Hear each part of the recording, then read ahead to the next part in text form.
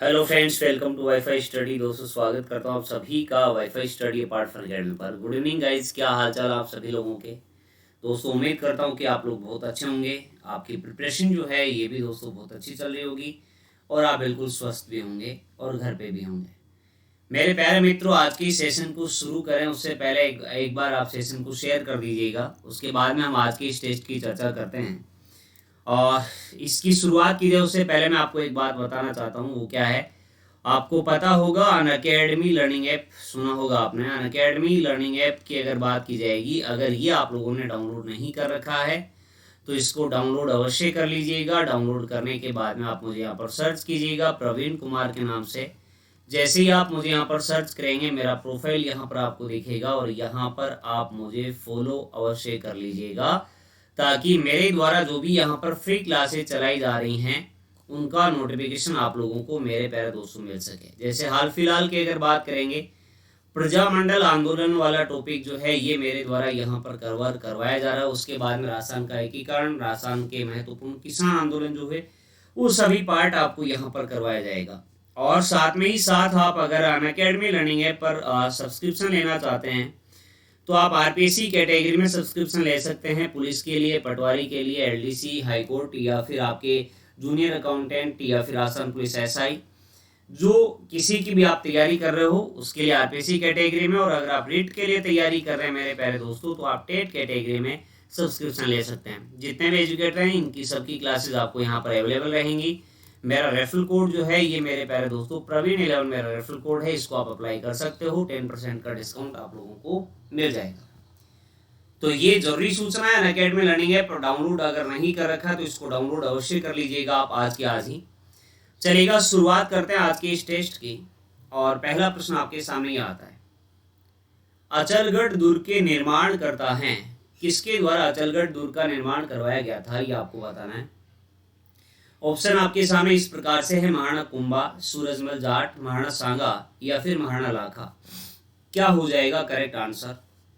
अचलगढ़ दुर्ग के निर्माण करता है ये आपसे पूछा गया, कुंभा जी हैं, सूरजमल जाट, महाराणा सांगा या फिर राणा लाखा। बताओ देखें आंसर क्या होगा। तो मेरे प्यारे मित्रों, बात अगर की जाएगी, जब हमने मेवाड़ का इतिहास पढ़ा था और मेवाड़ के इतिहास के समय मैंने आपको महाराणा कुंभा भी बताया था। और कुंभा जी की अगर बात की जाएगी तो एक श्यामलदास की पुस्तक आती है, श्यामलदास की पुस्तक जिसका नाम आता है वीर विनोद। और इसके अनुसार अगर हम देखते हैं तो वीर विनोद के अनुसार राजस्थान के 84 दुर्गों में से 32 दुर्गों का निर्माण जो है ये मेरे प्यारे दोस्तों आपके महाराणा कुंभा के द्वारा करवाया गया था। जैसे मैंने जब आपको महाराणा कुंभा पढ़ाया होगा, जब कुछ महत्वपूर्ण दुर्ग भी बताए होंगे आपको, जैसे अचलगढ़ दुर्ग की बात आती है, जैसे आपके बसंती दुर्ग आता है, जैसे मचान दुर्ग आता है, जैसे भूमट दुर्ग आता है। और मेरे प्यारे मित्रों, हमने बात की थी कुंभलगढ़ दुर्ग के बारे में भी। कुंभलगढ़ का भी पुनर्निर्माण महाराणा कुंभा के द्वारा करवाया गया था। तो अचलगढ़ दुर्ग के निर्माण करता आपसे यहाँ पर पूछे गए थे, तो बिल्कुल ए ऑप्शन जो होगा ये इसका बिल्कुल करेक्ट आंसर हो जाएगा। एक बार सेशन को आप शेयर कर दीजिएगा, सभी बच्चे जितने भी देख रहे हैं एक बार सभी अपने ग्रुप में एक बार शेयर कर दीजिएगा इस सेशन को। आगे बढ़ते हैं, अगला प्रश्न देखते हैं, विजय स्तंभ का निर्माण किसने करवाया था। जैन व्यापारी जीजाशाह के द्वारा करवाया गया। इसका पूरा नाम इधर लिख देता हूं, जैन व्यापारी जीजाशाह, अत्रि भट्ट, महेश भट्ट या फिर कुंभा। प्रश्न पूछ रहा आपसे, विजय स्तंभ जो बनाया गया है उसका निर्माण किसने करवाया था। तो विजय स्तंभ की बात अगर की जाएगी, विजय स्तंभ मैंने जब आपको बताया था मेरे प्यारे दोस्तों, तो मैंने आपको 3 विजय स्तंभ बताए होंगे। एक तो भरतपुर वाले क्षेत्र में आता है, बयाना की बात अगर की जाएगी समुद्रगुप्त के द्वारा बनाया जाता है, समुद्रगुप्त। और दूसरा हमने मंडोर की बात की थी, मंडोर में मेरे प्यारे दोस्तों प्रतिहार शासक जो आता है कुकिया, कक्कुक की अगर हम चर्चा करते हैं उसके द्वारा निर्मित किया गया। और तीसरा जो आता है ये मेरे प्यारे दोस्तों चित्तौड़ में आता है और ये महाराणा कुंभा के द्वारा निर्मित किया गया था, क्योंकि महाराणा कुंभा ने 1437 ईस्वी में आपके सारंगपुर का युद्ध हुआ था। और इस सारंगपुर के युद्ध की अगर बात की जाएगी, सारंगपुर के युद्ध के विजय की स्मृति में इसका निर्माण जो है ये मेरे प्यारे दोस्तों आपके करवाया गया था। 1437 में जो हुआ था, इस युद्ध की विजय की स्मृति में चित्तौड़ में महाराणा कुंभा ने इस विजय स्तंभ का निर्माण करवाया था। ये आपके 9 मंजिला इमारत आती है, आपको पता होगा। भारतीय मूर्ति कला का विश्वकोश, हिंदू देवी देवताओं का अजैब घर और राजस्थान पुलिस व माध्यमिक शिक्षा बोर्ड का प्रतीक चिन्ह भी इसको कहा जाता है। तो इसका मतलब इसका करेक्ट आंसर जो होगा ये क्या हो जाएगा, ये आपका विजय स्तंभ हो जाएगा, ध्यान में रखिएगा। ठीक है, डी ऑप्शन इसका बिल्कुल करेक्ट आंसर है। आगे बढ़ते हैं, अगले प्रश्न को देखते हैं। अगला प्रश्न क्या कहता है, राठौड़ वंश का प्रथम बड़ा शासक कौन था, या फिर हम यूं कह दें प्रथम प्रमुख शासक कौन था। अब ये ध्यान में रखिएगा, ऐसे देखते ही राठौड़ वंश का प्रथम शासक, कई बार क्या होता है जल्दीबाजी में हम एग्जाम के ओर में जैसे ही प्रश्न देखते हैं बोला वो इतना इजी क्वेश्चन मेरे से पूछा गया है और तुरंत आंसर कर देते हैं। जैसे ऑप्शन यहाँ पर देख रहे हैं आपको, राव बीका, राव चूड़ा, रणमल राठौड़ या फिर राव सिंहा। तो मेरे प्यारे दोस्तों, राठौड़ वंश का प्रथम प्रमुख शासक या प्रथम बड़ा शासक आपसे पूछा गया। अगर केवल इतना पूछता प्रथम शासक कौन था, तो आपको पता होगा राव सिंहा को कहा जाता है राठौड़ों का आदि पुरुष। कहते हैं क्या, राठौड़ों का आदि पुरुष इनको कहा जाता है, या फिर आदि पुरुष के स्थान पर हम मूल पुरुष शब्द का भी प्रयोग कर सकते हैं। मूल पुरुष भी इन्हीं को कहा जाता है। लेकिन प्रश्न तो ये पूछ रहा प्रथम बड़ा शासक या प्रमुख शासक, तो जल्दीबाजी में अपने को राव सिंहा नहीं करना है। आपके यहाँ पर प्रथम प्रमुख शासक आएगा मेरे प्यारे दोस्तों राव चूड़ा।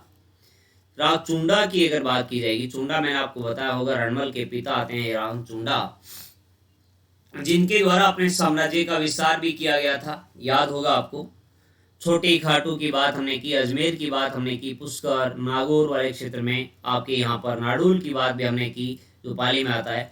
उन क्षेत्रों पर अधिकार करने का कार्य जो है ये चुंडा के द्वारा किया गया था, और चुंडा ने ही अपनी राजधानी जो है ये मेरे प्यारे दोस्तों कहाँ बनाई थी, मंडोर बनाई थी, जो आपके मारवाड़ के राठौड़ों की जोधपुर के अलावा अन्य प्रमुख राजधानी जो रही वो मंडोर ही थी। तो इसका मतलब इसका ऑप्शन करेक्ट आंसर जो है ये क्या हो जाएगा, चुंडा आ जाएगा, राव सिंहा नहीं होगा। ठीक है, ध्यान में रखिएगा। प्रश्न को पहले पढ़े, फिर सारे ऑप्शन देखें, फिर एक बार प्रश्न पढ़े, देन आप आंसर करें। अगले प्रश्न को देखते हैं। अगला प्रश्न क्या कहता है, एक बार फिर से मैं कहूंगा शेयर कर दीजिएगा सेशन को ज्यादा से ज्यादा। काठ का रेन बसेरा महल राज्य के किस जिले में स्थित है। काठ का रेन बसेरा या महल जो आते हैं ये राज्य के किस जिले में स्थित है, झालावाड़, बारां, कोटा या फिर बूंदी। जल्दी से बताओ, देखें अच्छा प्रश्न है, क्या आंसर होना चाहिए। काठ का रेन बसेरा राज्य के किस जिले में स्थित है।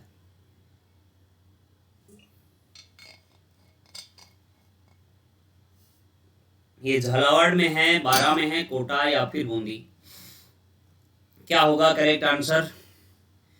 तो मेरे प्यारे दोस्तों, काठ का रेन बसेरा या महल राज्य के आपके झालावाड़ डिस्ट्रिक्ट में आते हैं। बिल्कुल ए ऑप्शन जो होगा ये इसका बिल्कुल करेक्ट आंसर मेरे प्यारे दोस्तों हो जाएगा। ठीक है, ध्यान में रखिएगा, अच्छा प्रश्न था ये भी। अगला प्रश्न देखते हैं, डिंगल भाषा का हेरोज डॉक्टर टेसी टोरी ने किस कवि को कहा था। रायसिंह को कहा, पृथ्वीराज राठौड़, मानसिंह राठौड़ या फिर गंगा सिंह राठौड़।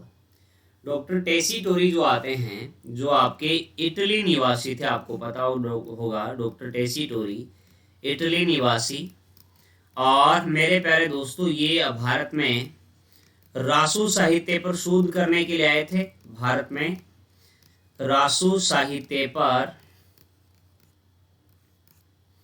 शोध करने आए। और दूसरी बात अगर हम करेंगे, इनका देहांत जो है ये बीकानेर में ही हो गया था, इसीलिए स्मारक जो है ये कहाँ पर बना हुआ है, बीकानेर में ही बना हुआ है। ओके, अब जो ऑप्शन आपके सामने दिए हैं आपके किस कवि को कहा गया है, तो रायसिंह, पृथ्वीराज राठौड़, मानसिंह राठौड़ या फिर गंगा सिंह।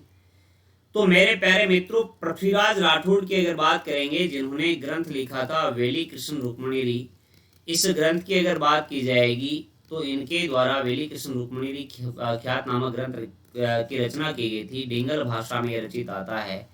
तो डिंगल का हेरोस जो है ये भी मेरे प्यारे दोस्तों आपके पृथ्वीराज राठौड़ को ही कहा गया था डॉक्टर टेसी टोरी के द्वारा। दसम भागवत रादुहा, आपके गंगा लहरी, ये अनेक ग्रंथ भी मेरे प्यारे दोस्तों पृथ्वीराज राठौड़ के द्वारा ही रचित किए गए थे। इसको भी आप लोग ध्यान में रखिएगा। तो इसका मतलब बी ऑप्शन जो होगा ये इसका बिल्कुल करेक्ट आंसर हो जाएगा। बढ़ते आगे अगले प्रश्न को देखते हैं। आपके अगला प्रश्न क्या, बाघ उद्धार आधुनिक राजस्थानी साहित्य की कृति जो है ये मेरे प्यारे दोस्तों किसकी आती है, ये आपसे प्रश्न पूछा गया है। मतलब बाघ उद्धार आधुनिक राजस्थानी साहित्य की क्या है, कविता है या फिर ग्रंथ है, उपन्यास है या फिर निबंध है, ये आपसे पूछा गया है। बाघ उद्धार आधुनिक राजस्थानी साहित्य की क्या है? बागधार की अगर बात की जाएगी तो जल्दी से बताओ देखें। कविता, ग्रंथ, या फिर आपके उपन्यास, या फिर निबंध? तो मेरे प्यारे दोस्तों, आधुनिक राजस्थानी साहित्य जब हम पढ़ते हैं तो इसके उपन्यासों की अगर हम चर्चा करेंगे तो बागधार जो है ये मेरे प्यारे दोस्तों आपके उपन्यास की कृति आती है। राजस्थानी साहित्य में एक उपन्यास आता है, ठीक है। सी ऑप्शन इसका बिल्कुल करेक्ट आंसर होगा, ध्यान में रखिएगा इसको भी। आगे बढ़ते हैं, अगले प्रश्न को देखते हैं। अगला प्रश्न क्या कहता है? राजस्थानी लोक कथाओं का संग्रह कौन सा है?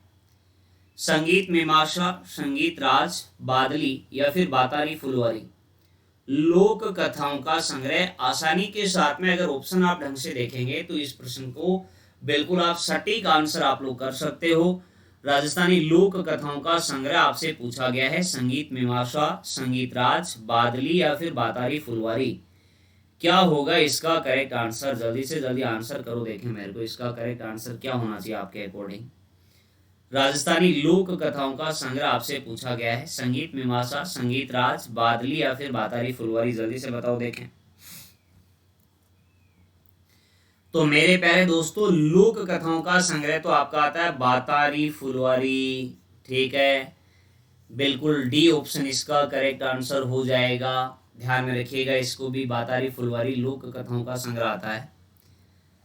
वंश भास्कर और वीर सतसई के रचनाकार हैं, कौन हैं? सूर्यमल मिश्रण, महादेवी वर्मा, सूर्य सतसई, या फिर आपके जयदेव? इसका आंसर आप मेरे को जल्दी से जल्दी कमेंट करके बता दीजिए। उससे पहले मैं आपको एक बार फिर से बता देता हूं, अनअकैडमी लर्निंग ऐप अगर आप लोगों ने डाउनलोड नहीं कर रखा है, इसको डाउनलोड अवश्य कर लीजिएगा। और यहाँ पर आप मुझे सर्च कीजिएगा। डाउनलोड करने के बाद में प्रवीण कुमार के नाम से मेरा एजुकेटर प्रोफाइल आपके सामने आएगा, और यहाँ पर मुझे आप फॉलो कर लीजिएगा अगर मुझे फॉलो अभी तक नहीं किया है, क्योंकि मेरे द्वारा जो भी यहाँ पर अनअकैडमी लर्निंग ऐप पर फ्री क्लासेस चलाई जा रही हैं उनका नोटिफिकेशन आप लोगों को मेरे प्यारे दोस्तों मिल जाएगा, ठीक है। समझ गए ना मेरी बात? और अभी मेरे द्वारा फ्री क्लासेज में जो टॉपिक करवाया जा रहा है, प्रजामंडल आंदोलन मेरे द्वारा टॉपिक करवाया जा रहा है, काफ़ी इंपॉर्टेंट है। और अनअकैडमी लर्निंग ऐप की बात अगर की जाएगी मेरे प्यारे दोस्तों, इसके ऊपर अगर आप सब्सक्रिप्शन लेना चाहते हैं तो मेरा रेफरल कोड जो है प्रवीण11 मेरा रेफरल कोड है, इसको आप अप्लाई कर सकते हो। 10% का डिस्काउंट आप लोगों को मिल जाएगा। प्रश्न क्या पूछ रहा है? वंश भास्कर और वीर सतसई के रचनाकार कौन है? सूर्यमल मिश्रण, महादेवी वर्मा, सूर्य सतसई, या फिर जयदेव? जल्दी से आंसर बताइए। देखें बिल्कुल इजी प्रश्न था ये तो। सतसई, वीर सतसई और वंश भास्कर की अगर बात करेंगे, सूर्यमल मिश्रण, बूंदी का इतिहास की जानकारी अपने को प्राप्त होती है। बिल्कुल करेक्ट आंसर ए ऑप्शन हो जाएगा। आगे बढ़ते हैं, अगले प्रश्न को देखते हैं। अगला प्रश्न क्या कहता है? उपन्यास अबलाओं का इंसाफ के रचनाकार कौन है? जो उपन्यास आता है अबलाओं के का इंसाफ, उसके रचनाकार जो आते हैं ये आपके कौन है? प्रिमल देवी हैं, शिवदास, अंबिका व्यास, या फिर शेख सादी? जल्दी से बताओ देखें क्या होगा करेक्ट आंसर इसका।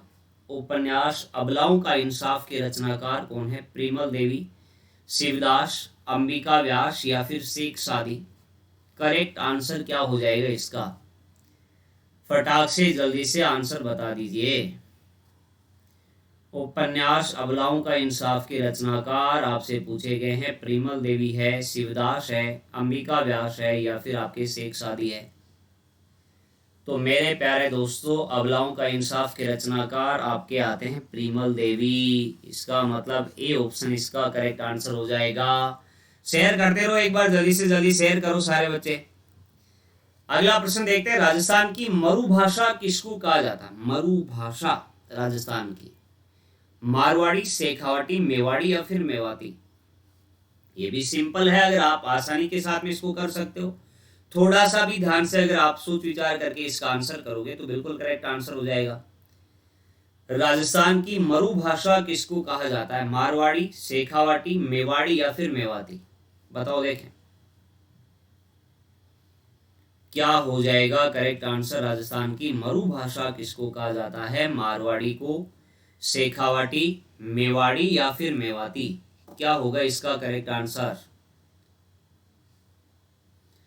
तो मेरे प्यारे मित्रों, मेरे प्यारे दोस्तों, राजस्थान की मरुभाषा की अगर बात की जाएगी तो ये आपके कहा जाता है मारवाड़ी को। बिल्कुल ए ऑप्शन इसका करेक्ट आंसर हो जाएगा। मारवाड़ी को मेरे प्यारे दोस्तों राजस्थान की मरुभाषा कहा जाता है। ए ऑप्शन इसका करेक्ट आंसर है। ठीक है जी, आगे बढ़ते हैं, अगले प्रश्न को देखते हैं। अगला प्रश्न क्या कहता है, राजस्थान के निम्न जिलों उदयपुर, चित्तौड़, आपके प्रतापगढ़, भीलवाड़ा में बोली जाने वाली बोली कौन सी है?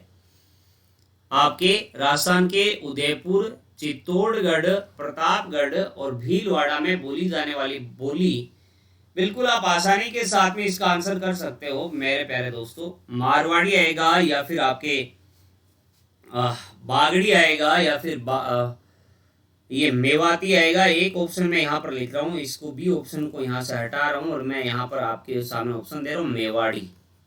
ठीक है, अब आप आंसर बता सकते हो आसानी के साथ में, मारवाड़ी, मेवाड़ी, बागड़ी या फिर मेवाती।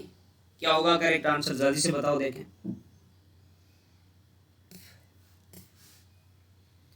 क्या आ जाएगा इसका करेक्ट आंसर? तो मेरे प्यारे दोस्तों, उदयपुर, चित्तौड़, प्रतापगढ़, भीलवाड़ा, आपके उदयपुर चित्तौड़ वाला क्षेत्र वैसे ही मेवाड़ का क्षेत्र कहलाता है। तो यहाँ पर बोली जाने वाली भाषा भी कौन सी आ जाएगी? मेवाड़ी आ जाएगी। बिल्कुल सिंपल प्रश्न है, लेकिन ऐसा प्रश्न भी कई बार आपसे पूछ लिया जाता है। बीकानेर म्यूजियम किसकी देन है? गंगा सिंह की है, राय सिंह की है, पृथ्वीराज की है या फिर एलपी टेसीटोरी की है? जल्दी से बताओ देखें। जो आपके बीकानेर म्यूजियम आता है ये मेरे प्यारे दोस्तों आपकी किसकी देन आती है? डॉक्टर एलपी टेसीटोरी, ऐसा भी लिखा मिल सकता आपको, टेसीटोरी, या फिर आपके गंगा सिंह या फिर राय सिंह या फिर पृथ्वीराज। बताओ देखें क्या होगा, बीकानेर म्यूजियम किसकी देन आती है? तो मेरे प्यारे मित्रों, मेरे प्यारे दोस्तों, बात अगर की जाएगी बीकानेर म्यूजियम जो है ये आपके डॉक्टर एलपी टेसीटोरी की ही देन आती है।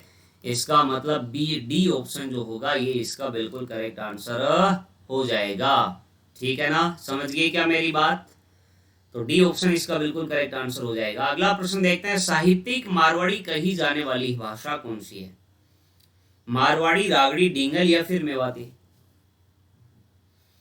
जो साहित्य जिसमें मारवाड़ी मिश्रित हो उसको क्या कहा जाता है? प्रश्न ऐसा पूछा जाता है। देखिएगा कंफ्यूजन रहता है आपके, एक तो आती है आपके डिंगल और एक आती है पिंगल। अब इनमें क्या फर्क रहता है यही बात आपको समझनी है। आपके मारवाड़ी साहित्यिक कही जाने वाली कौन सी है यह आपसे पूछा गया है। तो डिंगल साहित्य जो आता है हमने थोड़ी देर पहले ही चर्चा की है, आपके डिंगल का हेरोस पृथ्वीराज राठौड़ को कहा गया है। मारवाड़ी मिश्रित आपके साहित्य जो आता है, मारवाड़ी मिश्रित साहित्य की अगर हम बात करेंगे तो मेरे प्यारे दोस्तों ये तो आपका क्या कहलाएगा? डिंगल कहलाएगा। जबकि आपकी ब्रज भाषा से मिश्रित साहित्य जो आएगा, ब्रज भाषा का जो साहित्य होगा इसकी अगर हम बात करेंगे तो उसको मेरे प्यारे मित्रों क्या कहा जाता है? पिंगल कहा जाता है। तो इसका करेक्ट आंसर आपके साहित्यिक मारवाड़ी कौन सी आ जाएगी? डिंगल आ जाएगी। सी ऑप्शन इसका बिल्कुल करेक्ट आंसर हो जाएगा। दोनों में फर्क अवश्य समझिएगा। जैसे पृथ्वीराज राठौड़ को डिंगल का एरोस कहते हैं, आपके वेरी कृष्ण रुक्मणी विख्यात, आपके गंगा लहरी, दसम भागवत, रादुहा आदि ग्रंथ इन्होंने लिखे थे और डिंगल का हेरोस एलपी टेसीटोरी के द्वारा उनको कहा गया था। तो उसके अकॉर्डिंग आप लोग ध्यान रखिएगा, डिंगल पृथ्वीराज राठौड़ मारवाड़ी, ठीक है, और पिंगल ब्रज भाषा का साहित्य आता है। अगला प्रश्न देखते हैं। अगला प्रश्न क्या कहता है?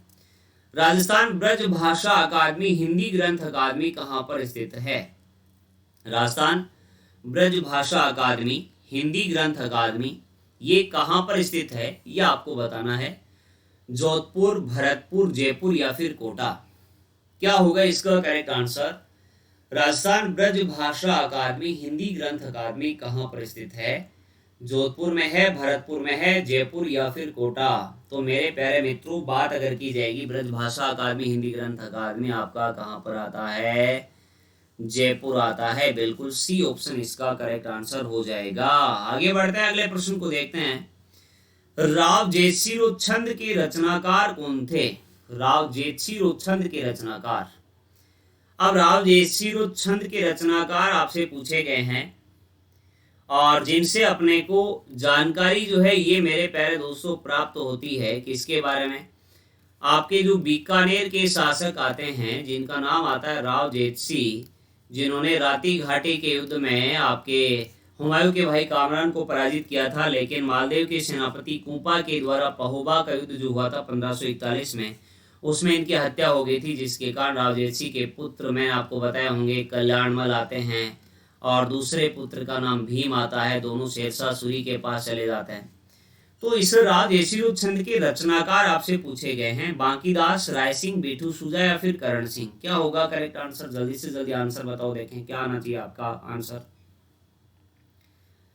तो मेरे प्यारे मित्रों, बात अगर की जाएगी बेठू सूजा की, बात हमने की है। बेठू सूजा जो आते हैं ये आपके राव जयसिंह छंद के रचनाकार आते हैं। दोस्तों अनअकैडमी लर्निंग ऐप डाउनलोड नहीं है अभी तक तो अवश्य डाउनलोड कर लीजिएगा और यहाँ पर मुझे आप फॉलो अवश्य कर लीजिएगा। प्रवीण कुमार के नाम से सर्च कीजिएगा, मेरा प्रोफाइल आपको यहाँ पर मिलेगा।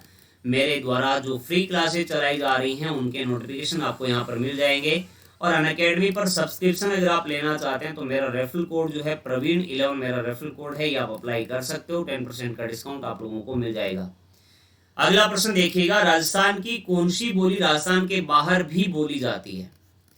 राजस्थान की कौन सी बोली है जो राजस्थान के बाहर भी बोली जाती है? मालवी आएगी, मारवाड़ी, ढूंढाड़ी या फिर हाड़ौती। जल्दी से जल्दी आंसर बताओ, देखें इसका क्या करेक्ट आंसर होगा। राजस्थान की कौन सी बोली राजस्थान के बाहर भी बोली जाती है, ये प्रश्न आपसे पूछा गया है। मालवी, मारवाड़ी, ढूंढाड़ी या फिर हाड़ौती। तो मालवा का क्षेत्र जो आता है अपने दक्षिणी राजस्थान में, आपके कुछ गुजरात का भाग और कुछ एमपी का भाग, और वहां पर बोली जाने वाली भाषा आपकी कौन सी है? मालवी आएगी। तो इसका मतलब मेरे प्यारे दोस्तों इसमें जो आंसर हो जाएगा करेक्ट, ये कौन सा हो जाएगा? मालवी आ जाएगा। राजस्थान के बाहर भी बोले जाने वाली राजस्थान की बोली आपकी मालवी आ जाएगी। ये ऑप्शन इसका करेक्ट आंसर होगा। दोस्तों ये मेरा टेलीग्राम ग्रुप है, अगर आप यहाँ पर अभी तक नहीं जुड़े हुए हो तो आप यहाँ पर जल्दी से जल्दी जुड़ जाइएगा, ताकि क्लास के नोटिफिकेशन या फिर क्लास के बारे में जानकारी और अदर महत्वपूर्ण जानकारी आपको यहाँ पर अवेलेबल रहती हैं। कोई प्रॉब्लम, समस्या, डाउट अगर आपको रहता है तो बिल्कुल आप मेरे साथ यहाँ पर शेयर कर सकते हैं। जल्दी से जल्दी टेलीग्राम ग्रुप पर भी आप लोग जुड़ जाइएगा। तो दोस्तों ये था आज का महत्वपूर्ण सेशन। उम्मीद करता हूँ कि दोस्तों बहुत आपको अच्छा लगा होगा। लाइक जरूर कर दीजिएगा, ज़्यादा से ज़्यादा शेयर कर दीजिएगा और चैनल पे नए हो, अभी तक आपने इसको सब्सक्राइब नहीं किया है तो वो भी कर लीजिएगा। बाकी की बात कल करेंगे, तब तक के लिए bye bye, take care, thank you so much guys.